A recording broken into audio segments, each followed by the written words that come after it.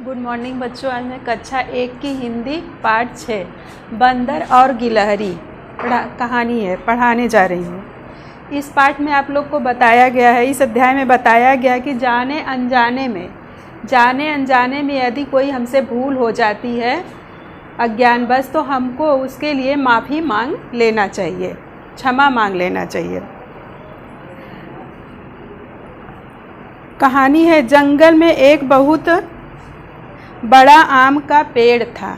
जंगल में एक बहुत बड़ा आम का पेड़ था।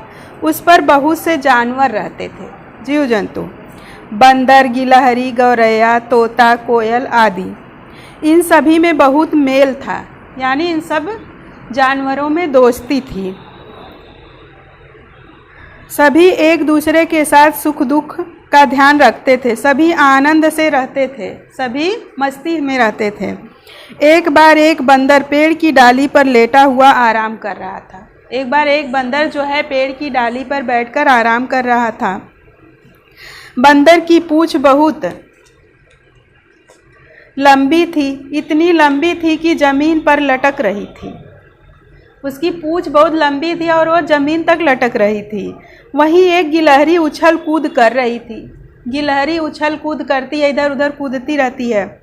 वहीं एक गिलहरी उछल कूद कर रही थी। वह कुछ दाने भी खोज रही थी। जैसे ही उसे कोई दाना मिल जाता वह उसे खा लेती। जैसे ही उसे कोई फल मिलता वह उसे कुतरने लगती।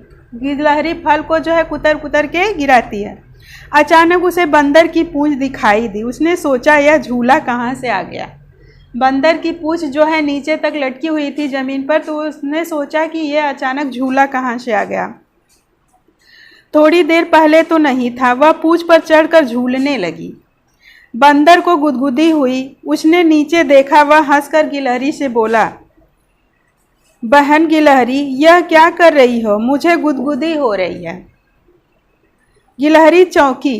भैया बंदर, मतलब गिलहरी चौंक गई, आश्चर्यचकित हो गई कि भाई गिलहरी, उस पे बंदर बैठा है। भैया बंदर, यह तुम हो? मैं तो तुम्हारी पूंछ को झूला समझकर झूल रही थी। बड़ा मज़ा आ रहा था। यह कहकर गिलहरी शर्मा कर पेड़ पर चढ़ गई। थैंक यू बच्चों, इसको रीडिंग कर लीजिएगा आप।